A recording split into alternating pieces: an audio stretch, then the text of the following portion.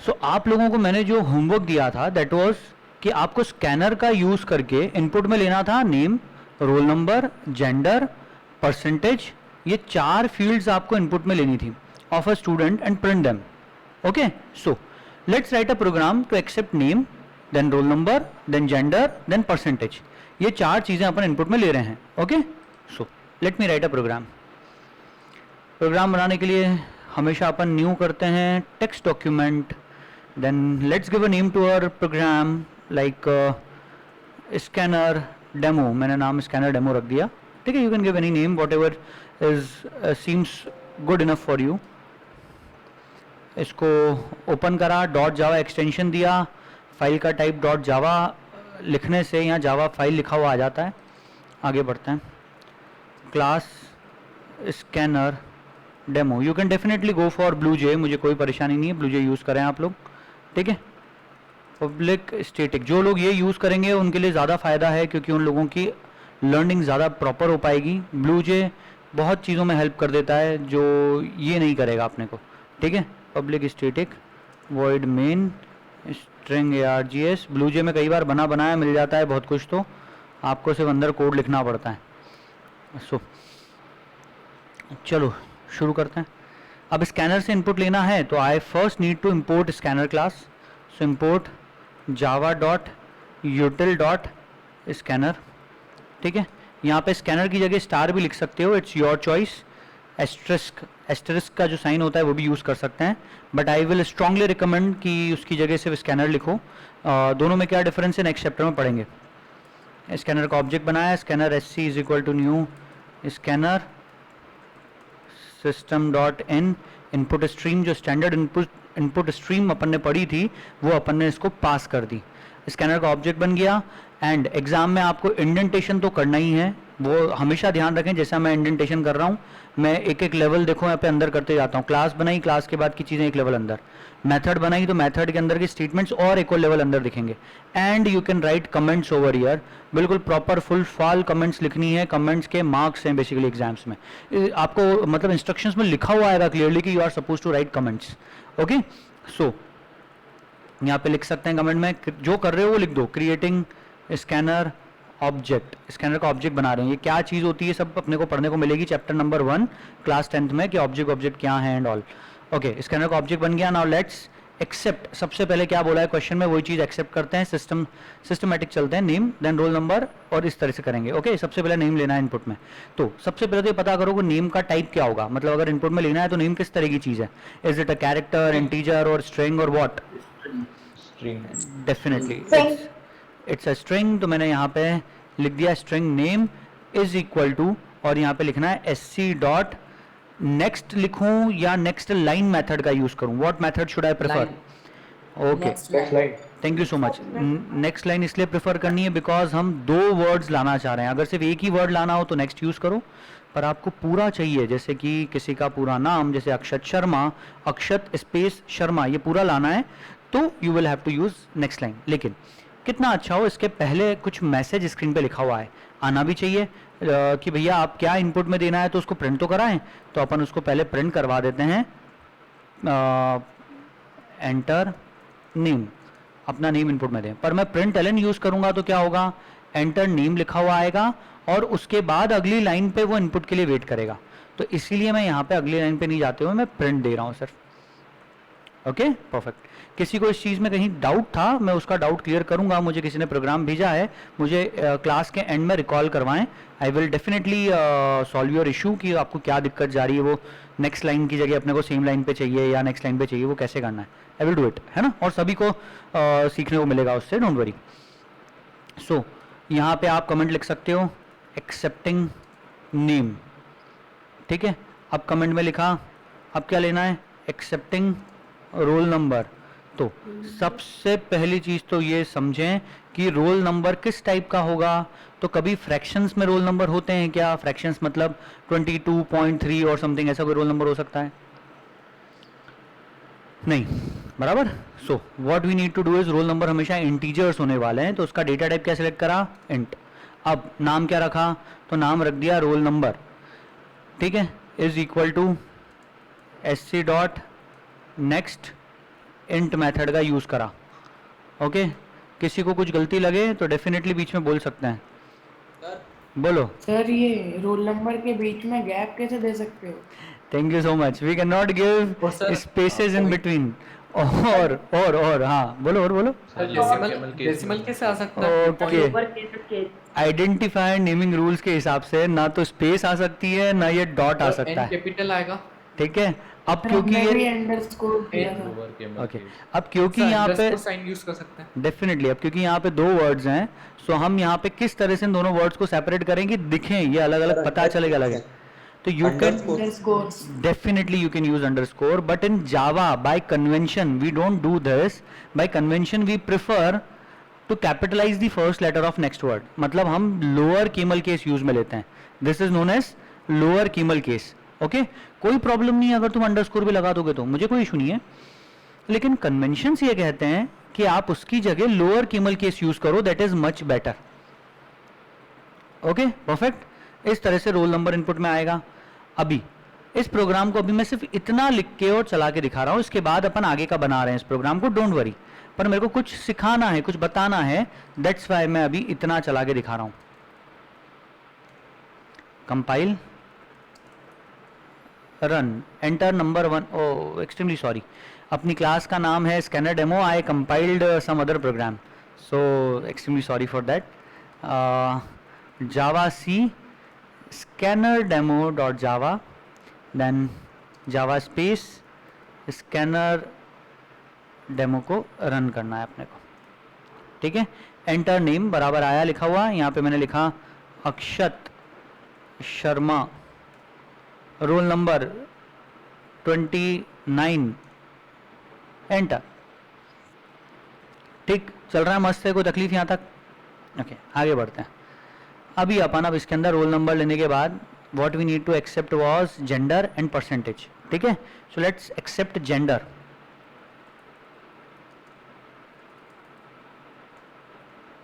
Then accept percentage. आपको समझ में आ रहा है मैं कमेंट्स कैसे लिख रहा हूँ? कमेंट्स वाला टॉपिक अभी पढ़ाया नहीं है, पढ़ेंगे नेक्स्ट चैप्टर में, वो भी पढ़ने को मिलेगा। But what I mean to say is कि आपको इतना तो समझ में आ ही रहा होगा कि अपन इस तरह से कमेंट लिख सकते हैं, दो फॉरवर्ड स्लैशेस यूज करके।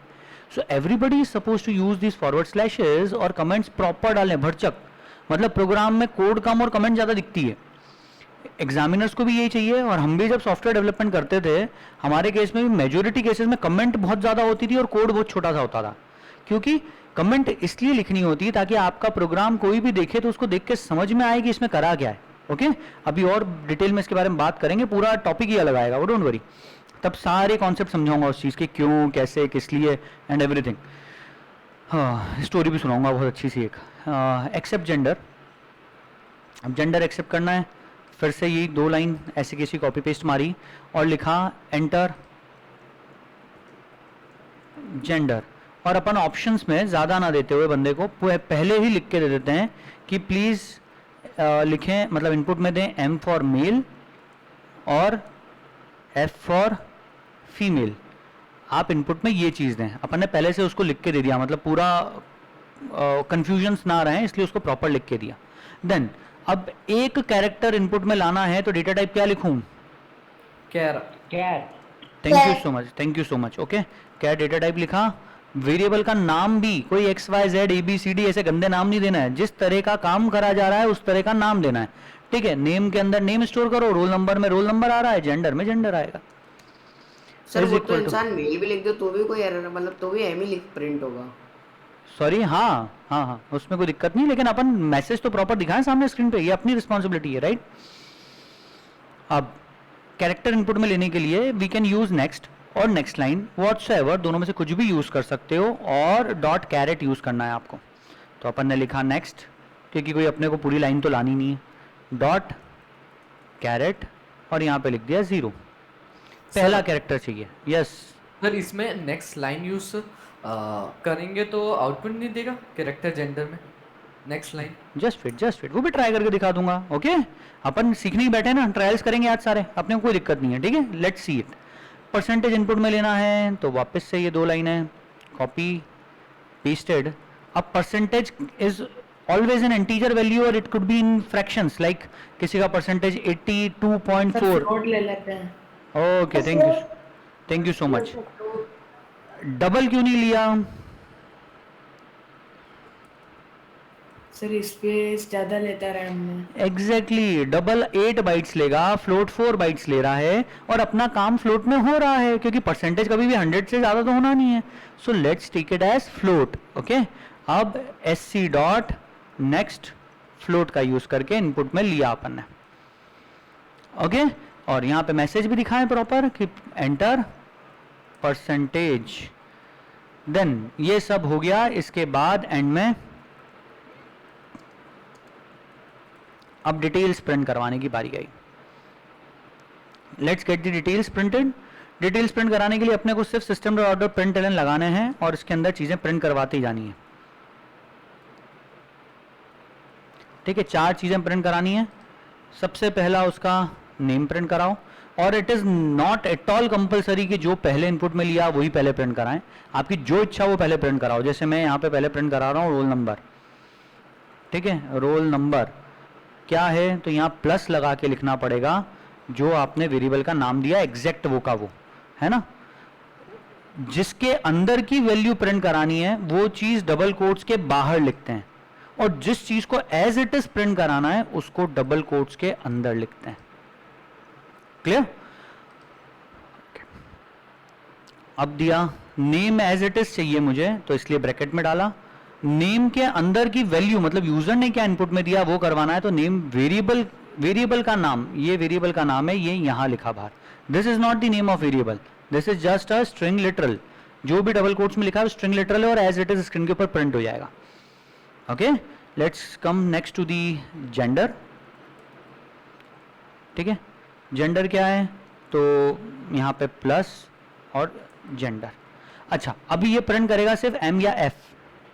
अगर हम चाहते हैं कि मेल या फीमेल प्रिंट करें, उसके लिए हमको इफ एल्स पढ़ना पड़ेगा। हम नेक्स्ट जब भी डिसीजन मेकिंग स्टेटमेंट्स पढ़ लेंगे तब आप ये काम बहुत आसानी से बहुत इजीली कर पाओगे। पर अभी अपनी इतनी डिमांड नहीं है, अभी अपना पर्पस है इस एक्सरसाइज में। This exercise is totally to learn accepting input from user and specially accepting strings, integers, floats, ये सब चीजें, कैरेक्टर्स, ये सब एक साथ इनपुट लेना, ये हमारा फोकस है। इस एक्सरसाइज का पर्पस, मकसद ये है। ओके, अब परसेंटेज पे आए। Percentage, so what's the percentage, यहाँ पे परसेंटेज पूरा वेरिएबल का नाम जो भी आपका वो लिखो और एज इट इज लिखो। Okay, let's try to compile and run the programme.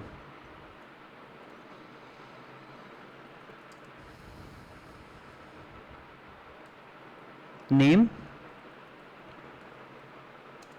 अक्षत भैया, roll number 112, gender male, percentage 76.5। ठीक है, अब मैंने सारे प्रिंट लगा दिए यहाँ गलती से प्रिंट एलन की जगह, इसलिए वो सब एक लाइन के अंदर खिचड़ी जैसे पक्के आ गया। ओके, रोल नंबर आया 112, कोई स्पेस नहीं आई, फिर नेम आ गया अक्षत भैया, फिर जेंडर आ गया, फिर परसेंटेज आ गए, ये सब चीज़ें आ गई। ठीक है, सीक्वेंसिंग अपने को जैसी रखनी वो रख सकते हैं, बस अपन ने गड़बड़ ये करी कि अपने को यहाँ पे प्रिंट एलेंस लगाना है। सर बोलो मुन्ना। सर अपन ने जब ये परसेंटेज में हमने क्या करा था, प्लस लगा के इन्वर्टेड कॉमा में परसेंटेज का साइन भी कर दिया था, तो वो साथ में आ गए थे दोनों। Yes sir. देखो इनका आप लोगों का ये कहना है कि जब परसेंटेज प्रिंट हो रहा है तो जैसे परसेंटेज में लिखा हो रहा है 76.5, तो मज़ा नहीं आ रहा है सर, इसके पीछे परसेंट का साइन भी आया तो ज़्यादा बेहतर है। तो उसके लिए what you are suppose to do, plus लगाओ, डबल कोट्स के अंदर percentage as a string literal, मतलब परसेंटेज का साइन दे दो। ठीक है, let's compile and run the program again. ये जब भी प्रोग्राम में कुछ चेंजेस करते हैं तो सबसे पहले सेव करें, आइकन यहाँ ब्लू हो जाएगा। जब भी कुछ चेंज करोगे तो आइकन रेड हो जाएगा। मैंने अभी यहाँ पे एक स्पेस दे दिया तो यहाँ रेड हो गया। फिर मैं जैसे ही कंट्रोल एस सेव करूँगा वो ब्लू हो जाएगा। जब सेव हो जाए तो कंपाइल करें, ये मैंने यहाँ पे कंपाइल किया, कंपाइल करके रन किया, एंटर नेम अक्षत कुमार, रोल नंबर 112, मेल और 75.2, सब कुछ प्रॉपर प्रिंट हो गया। ठीक है, इसमें कोई दिक्कत? चलो अब इसमें कुछ चेंजेस करते हैं, है ना। अभी तो प्रोग्राम बिल्कुल सही साथ चल रहा है, किसी को कोई तकलीफ नहीं जा रही है। अगर मैंने जो सीक्वेंस कही थी उसी सीक्वेंस में तुमने इनपुट लिया होता तो ठीक है, तो कोई दिक्कत नहीं जाएगी। मैंने प्रोग्राम ही ऐसा दिया था, मैंने क्वेश्चन ही इस तरह से दिया था, अगर सीक्वेंस में लोगे तो कोई इश्यूज नहीं जाने। लेकिन अब है ना, अब कहानी में थोड़े से चेंजेस करेंगे। पहला कहानी तो ये करते हैं कि यहाँ पे नेक्स्ट लाइन कर देते हैं, जहाँ अपन जेंडर इनपुट में ले रहे थे नेक्स्ट के थ्रू। ठीक है, चलाते हैं प्रोग्राम को वापस से, देखते हैं इससे कुछ फर्क पड़ता है क्या। तो लेट्स सी, तो आप लोगों के इश्यूज दूर हो जाएंगे। अब यहाँ पे नाम दिया सचिन तेंदुलकर, रोल नंबर 455, और मेरे से कुछ और बटन दब गया, extremely sorry.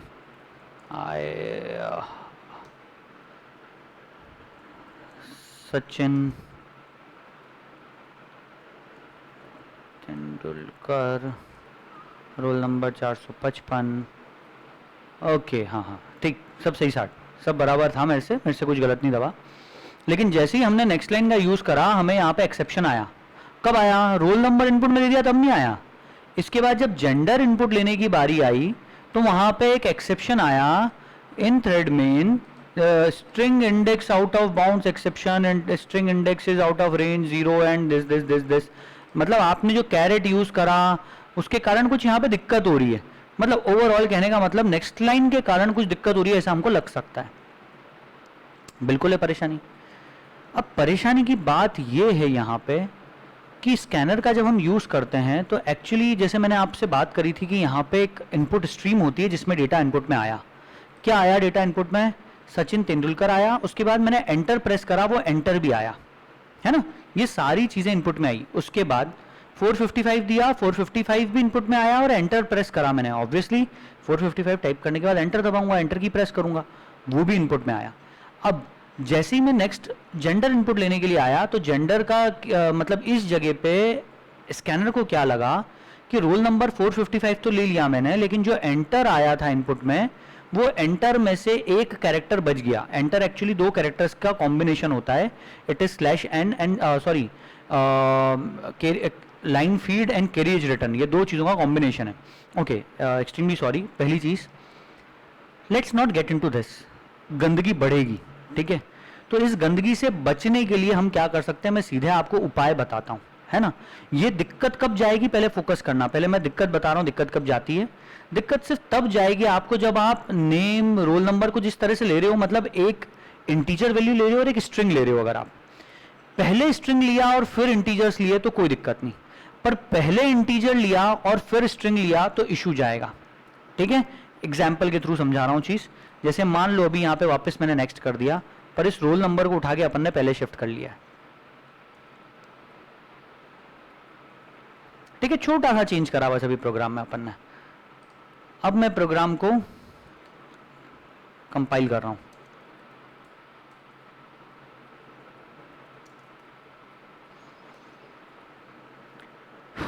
Extremely sorry again, आदत पड़ी हुई है मुझे डेमो को ही रन करवाने की, सो एक्सट्रीमली सॉरी।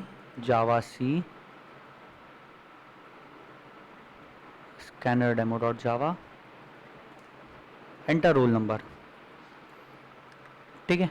मैंने जैसे ही 101 इनपुट में दिया, एंटर प्रेस करा, उसके बाद एंटर नेम के बाद नेम इनपुट लेने के लिए वेट नहीं करा उसने मेरा, सीधे एंटर जेंडर पे आ गया। वो दिख रहा है सबको, everyone is able to observe.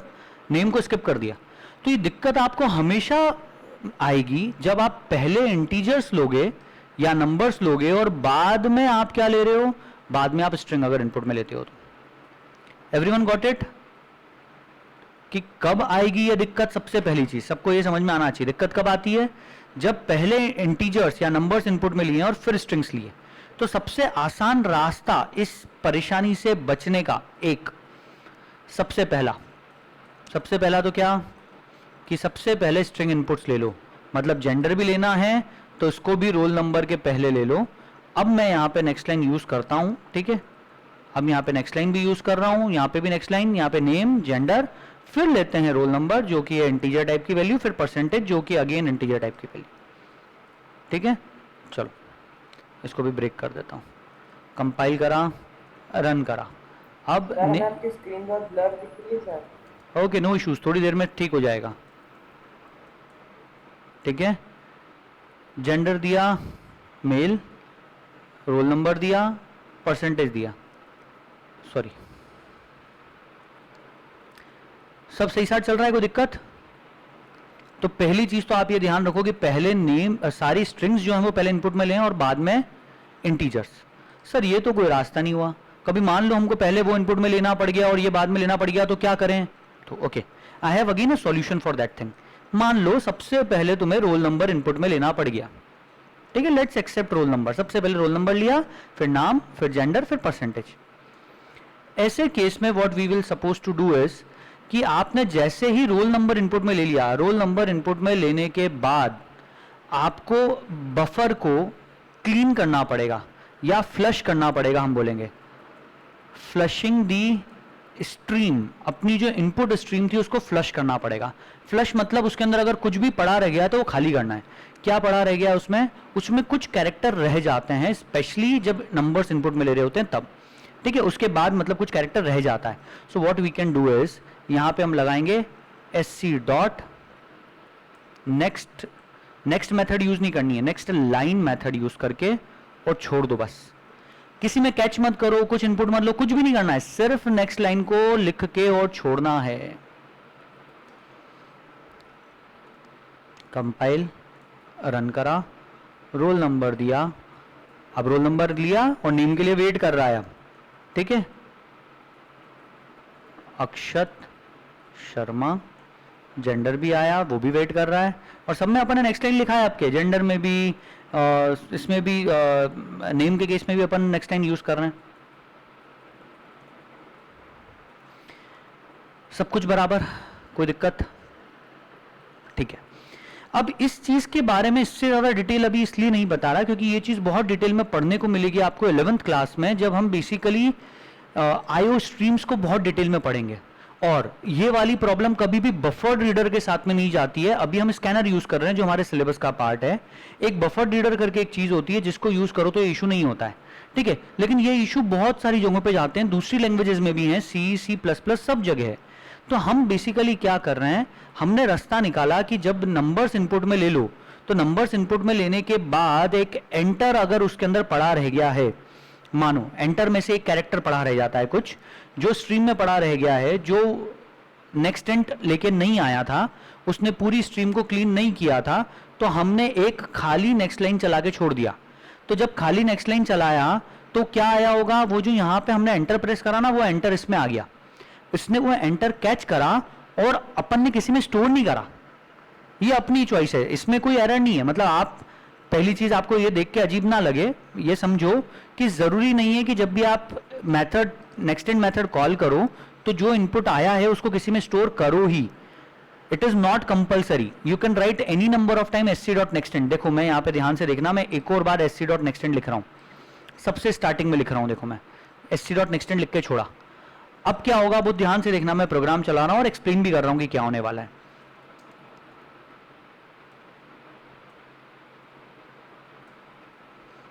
ठीक है, कर्सर ब्लिंक कर रहा है क्योंकि कोई मैसेज नहीं है, तो अब वो इनपुट के लिए वेट कर रहा है कि इंटीजर नंबर देना है, दे दिया 76।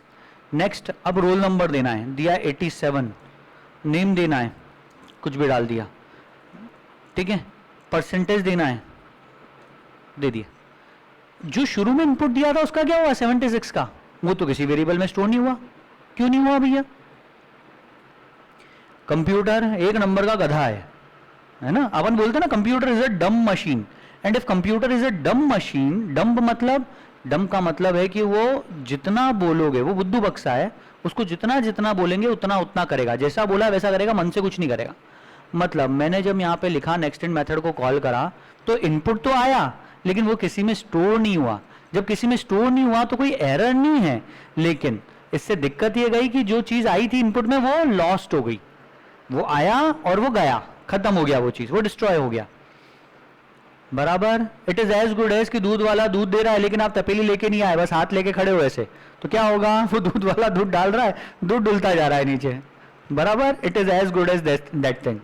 नुकसान हो रहा है अपना फालतू में, तो फालतू की चीज हम यूज करेंगे क्या? नहीं, लेकिन कभी जरूरत पड़ सकती है, जैसे हमें यहां पे पड़ गई। सर यहाँ पे भी हम इसको किसी वेरिएबल में कैच कर लें तो ये आपकी चॉइस है, स्ट्रिंग कैच नहीं, sorry, catch is a keyword, string str is equal to, ये कैच कर लिया मैंने उसको किसी में। कैच करने में भी कोई इशू नहीं है, perfectly it will run perfectly, कोई प्रॉब्लम नहीं जाएगी।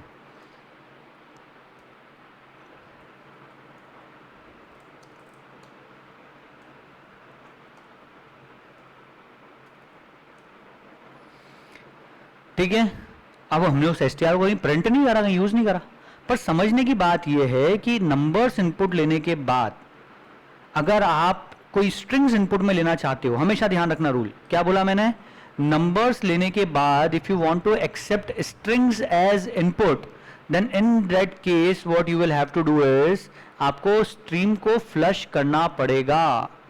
ठीक है, इतनी कहानी सबको समझ में आई? किसी को कोई दिक्कत है ये चीज समझने में? अब तो कर लोगे यूज, अब तो कोई परेशानी नहीं कर लेंगे। है ना, सारे डाउट्स क्लियर हैं? Yes sir. Okay, just give me a moment.